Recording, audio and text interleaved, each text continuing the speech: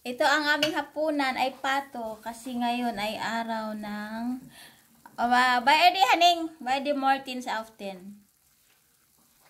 Morten Aften sa Danish. Kasi yung si Morten, ang pangalan ng tao ay hinahabol daw yon. Before Haning before the girl na Fangham. Fordi at han var en biskop. Bishop. Ja, han var biskop, og så han lavede et eller andet, så var nogen, der ville fange ham. Og så gemte han sig ud mellem gæs.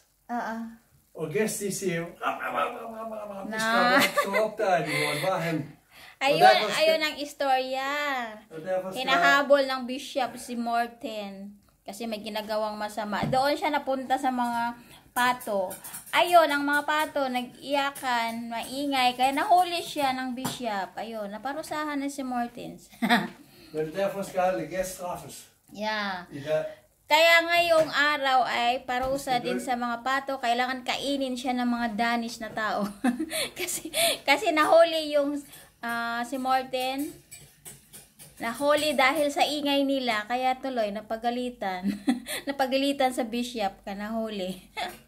Dahil sa mga pato, kaya yun ang parusa, kailangan kainin ang pato sa tuwing ganito na November 10. Ayan, ang tradisyon dito sa Denmark mga kaibigan. Ayan ang istorya ni Morten.